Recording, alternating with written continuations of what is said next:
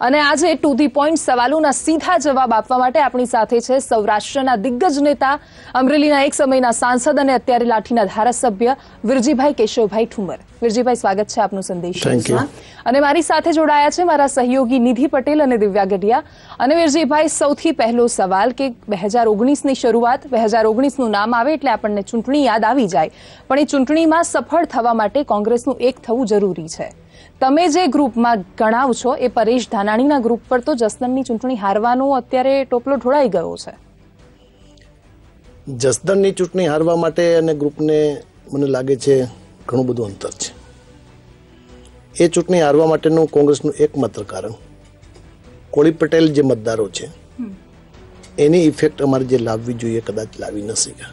Senior નેતાઓનું એવું કહેવું છે કે જે સિદ્ધાર્થ પટેલ જેવા નેતાઓ હતા કે જ્યાં વર્ષોથી ચિમનભાઈનો દબદબો રહ્યો છે, એવા નેતાઓને દૂર રખાયા પર્ટિક્યુલર પરેશ ધાનાણીના ગ્રુપ દ્વારા, અને એટલે હાર જોવા મળી. સિદ્ધાર્થભાઈ પટેલ પણ અમારે ત્યાં પ્રવાસમાં હતા, મારી સાથે પ્રવાસમાં જોડાણા હતા. સિદ્ધાર્થભાઈની પણ ઘણી સભાઓ થઈ. તો કેમ કહી રહ્યા છો? સિદ્ધાર્થભાઈની સભાઓ થઈ પાટીદાર વિસ્તારમાંથી, અને પાટીદાર વિસ્તારમાં મારે કેવું જોઈએ પર્ટિક્યુલર આ વખતે પહેલી વખત એવું બન્યું કે 4400 જેવી લીડ આ બંને જિલ્લા પંચાયતની સીટમાં મળી. જસદણ પ્રોપરમાં અમે 7000થી ક્યારેય મતમાં આગળ વધતા નહોતા, આ વખતે અમને 11000 મત મળ્યા. એમ વાત કરીએ તો અમરેલીની જો પર્ટિક્યુલર વાત કરીએ તો કાર્યકરો નારાજ છે આપના પરિવારવાદની રાજનીતિથી, એનું શું કહેશો? પરિવારવાદની રાજનીતિ જો નારાજ હોય તો હું ધારાસભા લઈ ગયો. જિલ્લા પંચાયતમાં મારી દીકરી જે સીટમાંથી જિલ્લા પંચાયતની મેમ્બર બની હતી 5000થી વધારે મતથી જીતા હતા. એની પહેલા પણ મારા ધર્મપત્ની આ જ બેઠક ઉપરથી જીતા હતા. મને ટિકિટ ના આપી એને એક મહિલાને ટિકિટ આપવા માટેની વાત કરી ત્યારે પાર્ટીએ સ્વીકાર્યું હતું જેનીબેનને ટિકિટ આપવામાં આવે, પરંતુ એના 25 વર્ષ નહોતા થતા એટલે તે વખતે ન આપે. પરંતુ સોનિયાજીનો તે વખતે એક લાગણી હતી, અને હું એક કોંગ્રેસનો બહુ કટ્ટર આગેવાન છું. સૌથી પહેલા મુખ્યમંત્રી ગુજરાતને આપ્યા, જીવરાજ મહેતાના નામે કોલેજ પણ છે. આપ એટલા દિગ્ગજ નેતા છો અમરેલીથી, પણ છતાં એક કોલેજ પછી કોઈ બીજી કોલેજ કે કોઈ શિક્ષણને લઈને કોઈ નવું ત્યાં થયું જ નથી. કન્યા માટે પણ કોલેજ બનાવવાની વાત હતી, એ પણ નથી થઈ. બહુ સાચી વાત કરી છે. એની પાછળમાં કારણભૂત ભારતીય જનતા પાર્ટીની સરકાર છે. અમે જ્યારથી સત્તામાં આવ્યા ત્યારથી, જાહેર જીવનમાં આવ્યા ત્યારથી ભારતીય જનતા પાર્ટીનો આ દેશમાં રાજ્યમાં રાજ ચાલે છે. કેશુભાઈ પટેલની સરકાર આવી ત્યારે હું ધારાસભ્ય હતો, ત્યાર પછી પરેશભાઈ ત્રીજી વખત ધારાસભ્ય બન્યા, હું પણ ત્રીજી વખત. પરંતુ બહુ દુઃખ સાથે કહેવું છે, અમારી સરકાર ન આવવાના કારણે આ શક્ય ન બન્યું. હું પાર્લામેન્ટનો મેમ્બર હતો. અમરેલીમાં ટ્રેન ક્યારેય શરૂ નહીં થઈ શકે, કારણ કે પહેલું જોઈન્ટ વેન્ચર થયું હતું અમરેલીમાં પીપાઓ સાથે આખા હિન્દુસ્તાન દેશમાં, અને તેમાં નિયમો કર્યા હતા કે જોઈન્ટ વેન્ચરનું માત્ર ગુડ્સ ટ્રેન ચલાવવી. અડવાણીજી દેશના નાયબ વડાપ્રધાન હતા, એમને પણ જવાબ આપી દીધો હતો કે આમાં ગુડ્સ ટ્રેન ક્યારેય પણ પેસેન્જર ટ્રેન ચાલુ ક્યારેય નહીં કરી શકાય. એ પહેલી પેસેન્જર ટ્રેન ચલાવવા માટેનો જો કોઈ શ્રેય લઈ શકતો તો વિરજી ઠુમર તરીકે હું લઈ શકું છું. જે કંપનીની સ્થાપના થઈ એ વિરજી ઠુમરના સંકલ્પના કારણે થઈ છે. અમરેલીને જે ન્યાય આપવા માટેનો વાત હોય ત્યારે ન્યાય આપવા માટે ક્યારેય કચાશ નથી કરી. પણ અત્યારે હાલ પણ ત્યાંના સ્થાનિક મુદ્દાઓ હજુ ઉભા ને ઉભા. સ્થાનિક મુદ્દાઓ ઉભા છે, એની પાછળના કારણો છે નેશનલ રાજકારણ નહીં પણ સ્થાનિક રાજકારણ છે. રૂપાલા જેવા આ દેશના એક કૃષિ પ્રધાન હોય, દિલીપભાઈ જેવા સહકારી આગેવાન દેશના એક કૃષિ સહકારી સાથે જોડાયેલા હોય, અને રાજ્યની ભારતીય જનતા પાર્ટીની સરકાર હોય ને અન્યાય થાય તો એ અમારે નથી. અમે સતત બોલીએ છીએ, સતત અમારી પ્રેસ વાતો કરીએ છીએ, સતત અમે આંદોલનો કરીએ છીએ, સતત અમે નિવેદનો કરીએ છીએ, સતત દેખાવો કરીએ છીએ. ખેડૂતોને ખાતરની મુશ્કેલી પડી હોય તો કોઈને દુખ્યું હોય કે ન દુખ્યું હોય મને ખબર નથી, વિરજી ઠુમર એકલો પણ નીકળે છે. સતત નિવેદનો પરથી યાદ આવ્યું કે વિરજી ઠુમર અમુકવાર એવા નિવેદન કરી નાખે છે જેથી બહુ મોટા વિવાદ ઉભા થઈ જાય અને પછી માફીની માંગ થઈ જાય. એટલે એવું કેમ સામે આમ નેતાઓને એવું કંઈ ખાસ હોય છે? મારે હંમેશાથી મને આ જાણવાનો રસ રહ્યો છે કે સામે ઓડિયન્સ દેખાય એટલે નેતાઓમાં કંઈક અલગ ભૂત સવાર થઈ જાય. ઓડિયન્સ દેખાય તો બચને ચાલ થોડી કામ વાત કરવા માટેની મજા કોઈ પણ આગેવાનને આવતી હોય છે. કોઈ સાંસ્કૃતિક કાર્યક્રમ ચાલતો હોય, ભીખુદાન ગઢવી પોતા કાર્યક્રમ ચલાવતા હોય અને ઓડિયન્સ જોઈ તો એને વાત કરવાની વધારે મજા આવતી બની શકે. પરંતુ વિવાદિત નિવેદનની બાબતમાં ભારતીય જનતા પાર્ટી ચગાવવાનો પ્રયાસ કરે છે. ભારતીય જનતા પાર્ટીની એક નીતિ રહી છે કે સારા આગેવાનોને પોતાની પાર્ટીમાં જોડવા. અગાઉ શું થયું છે શું નથી થયું હું કહીશ નહીં, ગુજરાતની પ્રજા અને મારી અમરેલીની પ્રજા જાણે છે. અમને આકર્ષવા માટેના પ્રયાસો કર્યા છે, ના આકર્ષી શક્યા. એના કારણે સતત વિવાદમાં રાખવા માટેનો પ્રયાસ થતો હોય છે. કોણે બોલાવ્યા હતા? વિવાદમાં રાખવા માટેનો પ્રયાસ થતો હોય છે. ફોન તો આવ્યો હશે ને? ભારતીય જનતા પાર્ટી કુંવરજીભાઈને પણ સ્વીકારતી હોય, વિઠ્ઠલભાઈ રાદડિયાને સ્વીકારતી હોય તો વિઠ્ઠલભાઈ વિરજીભાઈને તો જરૂર સ્વીકારે, પરંતુ એ ભારતીય જનતા પાર્ટી કહી જ રહી છે કે બહુ બધા ધારાસભ્યો મારા કોન્ટેક્ટમાં છે. બની શકે કોઈ હશે. ભારતીય જનતા પાર્ટીના એક આગેવાન આજે મેં સ્ટેટમેન્ટ વાંચ્યું, 5 ધારાસભ્યો એવું કહે છે કે મને કોઈ કોંગ્રેસના નેતા સાથે મુલાકાત કરાવો. તો આજના જ સ્ટેટમેન્ટમાં એવું પણ છે કે કોંગ્રેસના દિગ્ગજ નેતા જે ઉત્તર ગુજરાતના છે એ ભાજપના કોન્ટેક્ટમાં છે અને કંઈક નવા જૂની થશે.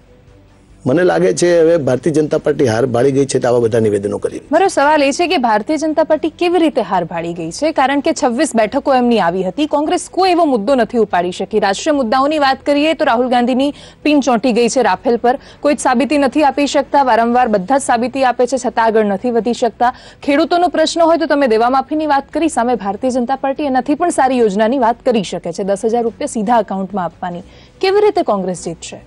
ખેડૂતોમાં એવડો મોટો રોષ છે કે અત્યારે છેલ્લા ભારતીય જનતા પાર્ટીનું શાસન દેશમાં આવ્યું, રાજ્યમાં તો ચાલતું હતું, ત્યાર પછી ખેડૂતોના આત્મવિલોપનના બનાવો વધ્યા છે અને એ બનાવો વધવા પાછળનું કારણ સરકારની નીતિઓ છે.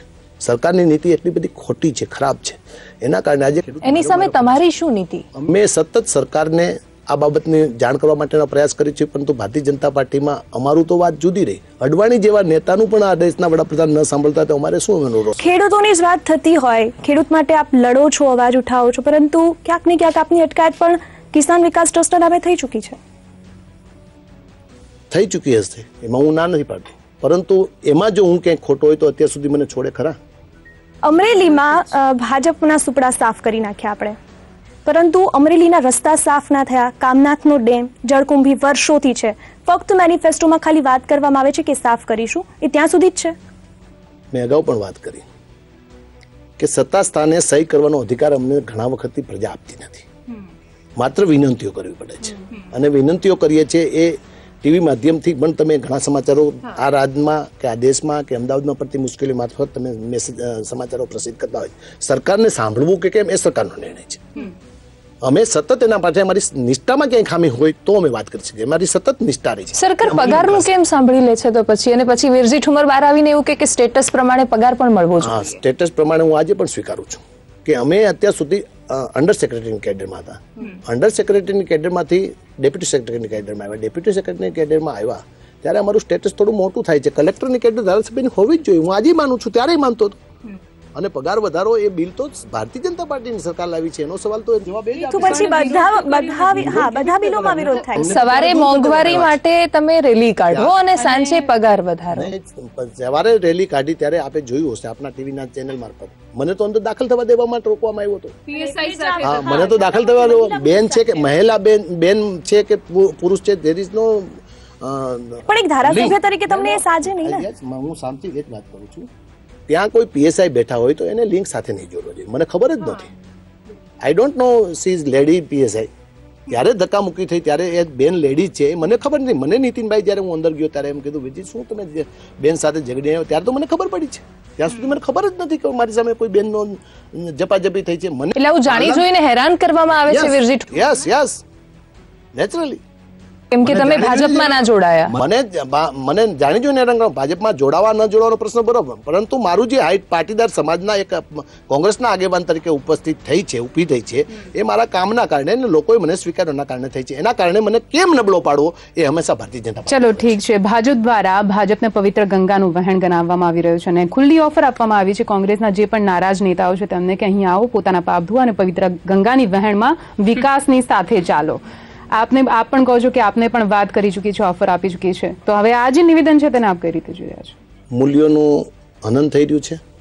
ભારતીય જનતા પાર્ટીનું જનસંઘનું જ્યારે બોર્ડ હતું રાજકોટમાં ત્યારે ચીમનભાઈ શુક્લ એક મોટા ગજાના ભારતીય જનતા પાર્ટીના નેતા, એનો એક સભ્ય માત્ર મતમાં ગેરહાજર રહ્યો અને મતમાં ગેરહાજર રહ્યા પછી કોઈકે એવું કહ્યું કે એ સભ્ય તમારો ભારતીય જનતા પાર્ટીમાં, એણે આ માણા તુપાસ શરૂ કર્યા હતા. એ ચીમનભાઈ શુક્લનું ભારતીય જનતા પાર્ટીને અત્યારનું ખુલ્લેઆમ.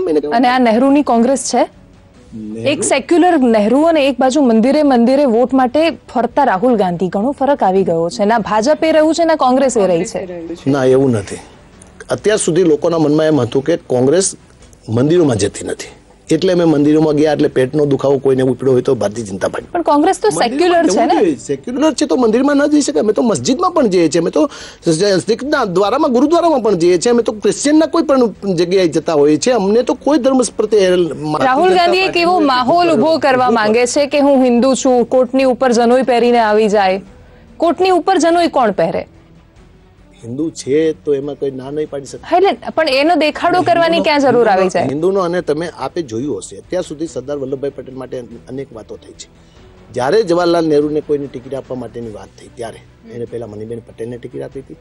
એમણે ત્યારે ઇન્દિરા ગાંધીને ટિકિટ આપી શક્યા હોય. પણ કુટુંબનો સભ્ય, દાખલા તરીકે કોઈ એડવોકેટ છે તો એનો દીકરો એડવોકેટ બને, ડોક્ટર છે તો ડોક્ટર એનો દીકરો ડોક્ટર બને, ખેડૂત છે તેનો દીકરો ખેડૂત બને, વેપારી છે તેનો દીકરો વેપારી. We are politician.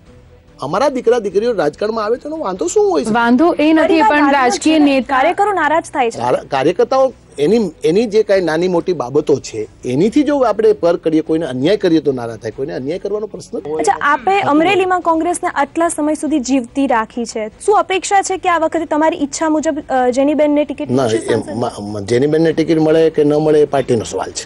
હું પોતે કહું છું કે મને ટિકિટ આપવી જોઈએ, કારણ કે હું સાંસદ રહી ચૂક્યો છું અને અત્યારે સાંસદ રહી ચૂક્યો છું. આ ગુજરાતમાં સરકાર બનશે એવી મારી લાગણી. એટલે તમારી ઈચ્છા ખરી કે સાંસદની દીકરી સાંસદ? ના, એવું નથી મારી ઈચ્છા. એટલે તમારે જોઈએ વિરજીભાઈને ટિકિટ કે જેનીબેનને ટિકિટ? કોની ઈચ્છા? પોતે અત્યારે તો ચૂંટણી કન્ટેસ્ટ કરવા માંગુ છું. પાર્ટી પછી જે વિચારશે તે હું સ્વીકારીશ. મને વિચારે, જેનીબેનને વિચારે કે બીજા કોઈ પણ કેન્ડિડેટ આવે, અમને પાર્ટીનો કેન્ડિડેટ છે એના માટે જ અમારે કામગીરી કરવાની છે. કાછડિયા સાહેબ સામે જીતવાની શક્યતાઓ કેટલી લાગે છે? કાછડિયા સાહેબ તો હવે અત્યાર સુધી કેવી રીતે જીતા છે, શું કામ જીતા છે? એક સમય હતો કે એની સામે તમે એકદમ પ્રબળ દાવેદાર હતા અને છતાં હારી ગયા. કયા કારણોસર? ત્યારે તો બધી જ બેઠકો 2014માં તો આખો વેવ હતો. વેવમાં તો કોઈ પણ વ્યક્તિ તણાઈ જતો હોય છે. હવે લાગે છે કે વેવ નથી. અત્યારે તો વેવ અવળો થયો છે. વાવાઝોડું ઊંધું ફાટ્યું છે. 4 રાજ્ય 5 બધા રાજ્યોની ચૂંટણીને અત્યાર સુધીમાં 2014માં પાર્લામેન્ટમાં ભારતીય જનતા પાર્ટીની સત્તા આવ્યા પછી એક પણ ચૂંટણી પાર્લામેન્ટની જીતી શક્યા નથી. રાજ્યોની ચૂંટણીમાં ક્યાંક એની સરકાર બનાવી છે. ગોવામાં કેવી રીતે સરકાર બનાવી? સભ્યો કોની પાસે હતા? અમારી પાસે એક સભ્ય માત્ર. કોણ પડ્યું? અત્યારે રાજનીતિ નથી અને ચાણક્ય નીતિના નામે અત્યારે ખોટી નીતિ થઈ રહી છે, બધા જ લોકો જાણે. પાછા પડ્યાનું કારણ રાજ્યપાલ એમના જે હતા પહેલા પોતે આગ્રહ રાખતા. એટલે અત્યારે રાજ્યપાલ એમના છે, રાષ્ટ્રપતિ પણ ભારતીય જનતા પાર્ટીના છે, મોટા ભાગે અધિકારીઓ પણ આરએસએસ ના છે. તો આ બધાની વચ્ચે કોંગ્રેસ એક નહીં રહે તો કોંગ્રેસ કેવી રીતે જીતશે? તમે ગુજરાતમાં ઓછી સીટ લાવો તો એની પાછળનું કારણ કોંગ્રેસ જ હશે. બહુ સાચી વાત છે કે કોંગ્રેસે નાનું મોટું મન દુઃખ હોય કે મતભેદ થયો હોય તો એ મતભેદ અમારા ઘરની અંદર જ નિપટાવવો જોઈએ, જાહેર ફ્લોર ઉપર ન આવવો જોઈએ. મારી તો સંદેશ ટીવી ચેનલના મારફત મારા આગેવાનોને, મારા વડીલોને, મારા કોંગ્રેસના નાના કાર્યકર્તાઓને, મારા કોંગ્રેસના યુવા કાર્યકર્તાઓને વિનંતી કરવી છે કે તમારો અને મારો મતભેદ તો ઘરે પણ હોઈ શકે. મારે પણ મારા મિસિસ સાથે નાનો મોટો ક્યારેક મતભેદ થઈ શકે, પણ એ મતભેદના કારણે અમે એકાબીજા જુદા પડી જઈએ એવું. એ સ્ટેટમેન્ટને કેવી રીતે ધારાસભ્યએ જે આખું નિવેદન આપ્યું હતું, હા, એની સાથે તમે સહમત છો કે જે પોતે નથી જીતી શકતા એ લોકો અમને કેવી રીતે જીતાડવાના? ક્યાંક આ હકીકત પણ છે ને વિરજીભાઈ? નથી જીતી શકતા એની પાછળના કારણો જુદા હોય છે. જીતી શકે છે. શક્તિભાઈ પણ ધારાસભ્ય ઘણા વખત સુધી રહી ગયા. કચ્છમાંથી પણ શક્તિસિંહ ગોહિલ મોટા ભાગે હાર્યા છે. આ વખતે અર્જુન મોઢવાડિયા હાર્યા, સિદ્ધાર્થ પટેલ જે દિગ્ગજ કહેવાતા હતા એ બધા નેતાઓ હાર્યા છે. તેનું કારણ શું? એની પાછળના કારણોમાં એ હાર્યા છે એટલે આ વખતે જે વાતાવરણ અમારું ઊભું થવું જોઈએ ન થઈ શક્યું. નહીં તો સરકાર બનવી જોઈતી હતી. સરકાર ન બની શકી. આ મોટા નેતાઓ હાર્યા. એ જો ન હાર્યા તો સરકાર. ગુજરાત કોંગ્રેસમાં કયો એવો નેતા કે જે કોઈ પણ ક્ષેત્રમાં ઉભો થઈને જાય ને એના નામે 5000 વોટ મળે? એવા ઘણા નેતા છે. જેમ કે ઘણા નેતા છે. કોઈ જ નથી ને? ઘણા નેતા છે. કેટલાય નેતા, ઘણા એવા નેતા છે કે જે પોતે જાય અને એની સભા કરે તો એના કારણે લોકો આકર્ષાય. એવા ઘણા નેતાઓ છે. શક્તિભાઈ ગોહિલ પણ છે. શક્તિસિંહ ગોહિલ પોતાના વિસ્તારમાં હારે છે. અર્જુનભાઈ હારવાના કારણો જુદા હોય છે. ઘણી વખત તો હારી, પણ એવું નહીં, એમના નામથી જો વોટ મળવાના હોય તો એમના જ વિસ્તારમાં જીતી જાય ને. બિહારી વાજપેયી પણ હારી ગયા હતા, પણ એમના નામથી છતાંય વોટ મળતા હતા એ જ્યારે જતા હતા ત્યારે. હારી ગયા. હાર જીત એ જુદી કારણ છે. કોંગ્રેસ ક્યારે સત્તા માટે નથી. કોંગ્રેસ હંમેશા એક સંગઠન છે.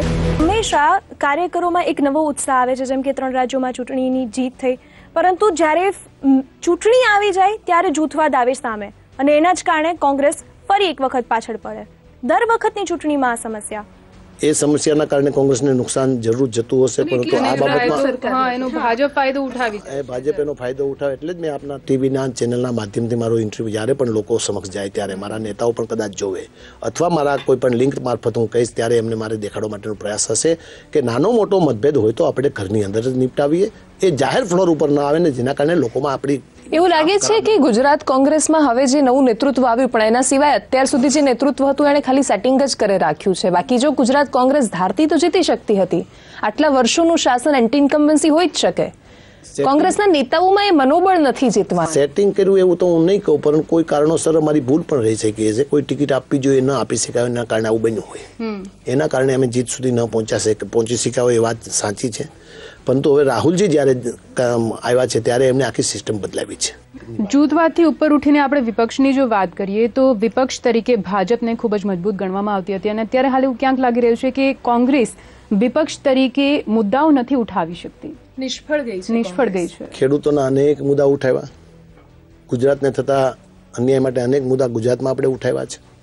જીએસટી થી લોકો ત્રાહિમામ છે, પણ તો પછી જસદણમાં કદાચ જીત મળી હોત ને, કારણ કે એક જે વીરનગર હતું બૂથ કે જ્યાં ખેડૂતો ડુંગળીના હાર પહેરીને મતદાન કરવા ગયા હતા, એ જ બૂથ પર તમે હારી ગયા છો.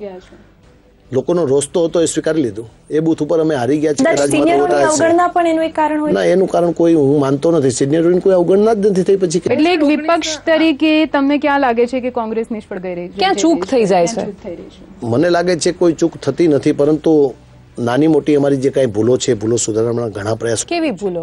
આવા અંદરો અંદરના ઝઘડા પછી બીજી ખેડૂતોના અત્યારે 17 આત્મહત્યાઓ છેલ્લા 1 મહિનામાં થયા છે. અમરેલીમાં બી થયા છે, અમરેલીમાં બી થયા છે. આખા ગુજરાતમાં ખેડૂતોનું આત્મહત્યા વધ્યું છે. નાના વેપારીઓના વેપાર ભાંગી ગયા છે. સુરત જેવો હીરા ઉદ્યોગ આજે બેકાર બની ગયો છે. મારા અમરેલી આપણે શિક્ષણ વિભાગને સાઈડમાં ના મૂકી શકીએ. શિક્ષણમાં એફઆરસી ની વાત છે, ત્યાં ક્યાંક કોંગ્રેસ પાછી પાની કરતું એવું, કારણ કે કોંગ્રેસના કેટલાય નેતાઓની સ્કૂલો અને કોલેજો ચાલે છે. કોંગ્રેસના નેતાઓની સ્કૂલો કોલેજો ચાલે છે, પરંતુ ભારતીય જનતા પાર્ટીની નિષ્ઠા હોય તો કોંગ્રેસના ગમે નેતાની કોલેજ ચાલે. એમની તો નથી મુદ્દો ઉઠાવતી નથી. હા, એટલે એમની તો નથી જ, એટલા માટે તો એફઆરસી લાગુ નથી કરાઈ.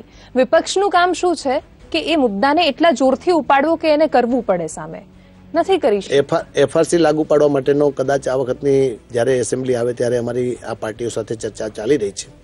1 વર્ષ થયું ને બજેટ સત્ર બોલાવ્યા પછી પાર્ટીએ વિધાનસભા માત્ર 2 દિવસ બોલાવ્યા, બીજા દિવસે અમને સસ્પેન્ડ કરી દીધા. હવે 19ના મુદ્દાઓ પર આવી જઈએ જલ્દીથી. તો સૌથી પહેલા જે અનામતનો મુદ્દો હતો હવે કોંગ્રેસ પાસે રહ્યો નથી. કોંગ્રેસ પાસે પૂરો અનામતનો મુદ્દો રહ્યો છે. હવે ક્યાં? તમે જે વાત કરી 20%ની જગ્યાએ 10%ની એમણે કરી દીધી. 20% અનામત આપવા માટેની જે સવર્ણોની અનેક જ્ઞાતિઓ છે તેના માટેની અમારી માંગણી હતી, અમારી મેનિફેસ્ટોમાં પણ મૂક્યું હતું. 10% આપી છે તો મને લાગે છે લોલીપોપ છે. તમે કઈ લોલીપોપ આપશો આ વખતે? અમે કોઈ કોંગ્રેસ ક્યારેય લોલીપોપ આપતી નથી. એના કારણે કોંગ્રેસને હાર પણ સહન કરવી પડે છે. કોંગ્રેસ તો જે થઈ શકે એ જ કહે છે અને જે અત્યાર સુધી કોંગ્રેસે કમિટમેન્ટ આપ્યું છે મોટા ભાગનું. દેશમાં દેવા માફી સોલ્યુશન છે? દેવા માફી સોલ્યુશન ન હોય તો પણ અમેરિકા જેવો પ્રગતિશીલ દેશ, ઇંગ્લેન્ડ જેને 200 વર્ષ સુધી આપણી ઉપર રાજ કર્યું, આખા દુનિયામાં જેનો સૂરજ ક્યારેય આથમતો નહોતો, એ દેશમાં પણ જો યુરિયામાં સબસિડી અપાતી હોય અને ખેડૂતો માટેની સબસિડી યુક્ત કામગીરી થતી હોય તો હિન્દુસ્તાનમાં કેમ નથી? સબસિડી અને દેવા માફીમાં ઘણો ફરક છે. નથી, સબસિડી યુક્ત કામગીરી નથી થતી, એના કારણે ખેડૂત દેવામાં આવી જાય છે. દાખલા તરીકે 4000નું લસણ હું વેચતો હતો, આજે એ લસણ મારું 100 રૂપિયાનું કોઈ લેતો નથી. 20 કિલો મારી ડુંગળી હું 1000 રૂપિયા વેચતો હતો, આજે મારી ડુંગળી 9 રૂપિયામાં પણ વેચાતી નથી. હમણાં 200. એનું કારણ આટલા વર્ષોથી ચાલી આવેલી નીતિઓ, આટલા વર્ષોથી ચાલુ 4 વર્ષમાં એકાએક ખેડૂત કેવી રીતે દેવાદાર?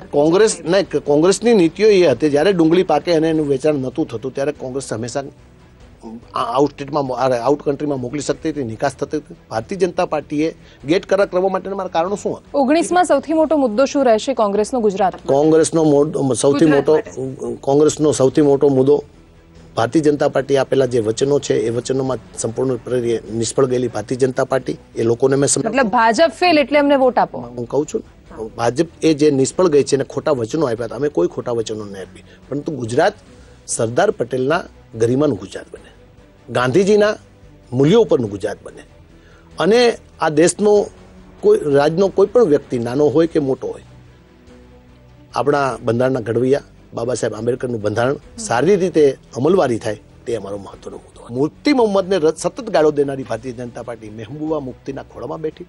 અને આ દેશની બરબાદી કરવા માટે જેડીએસ ને ગાળો આપવા વાળી કોંગ્રેસે ગઠબંધન કર્યું કર્ણાટક. જેડીએસ આ દેશ વિરોધી વાત પણ નથી કરતા. જેડીએસ ની અને અમારી નીતિઓ અલગ હતી, પરંતુ મુફ્તી મોહમ્મદ જેને કંધાર કર્યું અને કંધાર ઉપર છોડવા માટેનું જે આવા મોટા કામો કર્યા, એમની એક ખોળામાં માથું રાખીને બેસવા વાળી ભારતીય જનતા પાર્ટી હવે કયા મોટે વાત કરી શકશે? છેલ્લો પ્રશ્ન વીરજીભાઈ અત્યારે એ છે કે દરેક નેતાઓએ એકબીજા માટે સારું બોલવાની કોશિશ કરવી જોઈએ. ભારતીય જનતા પાર્ટીના કયા એવા નેતાઓ છે ગુજરાતના કે જે તમને એવું લાગે છે કે સારું કામ કરી રહ્યા છે, અને કોંગ્રેસને એવા નેતાઓની જરૂર છે? ગુજરાતના ભારતીય જનતા પાર્ટીના ઘણા નેતા એવા છે. દાખલા તરીકે હું જયેશભાઈ નું નામ આપીશ. યુવાન વયે છે. અમે ધારાસભ્યો જોઈએ તો અમને રિસ્પેક્ટથી વાત કરે છે અને અમારા કામ માટેની સાચી વાત હોય તો સ્વીકારે છે. જયેશ રાદડિયા, ભૂપેન્દ્રસિંહ ચુડાસમા, ગમે તેવી પરિસ્થિતિ હોય અમે સાચી વાત કરી તો સ્વીકારે છે. નીતિનભાઈ અમે તો પાર્ટી લેવલે ઘણી વખત ઝઘડીએ છીએ, છતાં પણ નીતિનભાઈ પાસે સાચી વાત લઈને જાય તો અમારી વાત સ્વીકારે છે. નીતિનભાઈ, વિજયભાઈ રૂપાણી અને અમે બધા સાચી વાત વિજયભાઈને સમજાવવા માટેનો પ્રયાસ કરે છે, પરંતુ વિજયભાઈની મોટામાં મોટી મુશ્કેલી એ છે કે એમને ઉપર પૂછવું પડે છે. એ ઉપર પૂછવામાંથી જો ભારતીય જનતા પાર્ટી નીકળી જાય તો ઘણું બધું અમે સાથે કામગીરી કરશે. એટલે 2019માં મજબૂત મુદ્દાઓ સાથે કોંગ્રેસ આગળ વધવા માટે તૈયાર છે. અમારી સાથે અહીંયા આવ્યા અને વાત કરી તે બદલ ખૂબ આભાર. તો આ હતા વિરજી ઠુમ્મર, અમરેલીના વરિષ્ઠ નેતા. તેમને સટીક સવાલ કર્યા અને સટીક જવાબ પણ મેળવ્યા.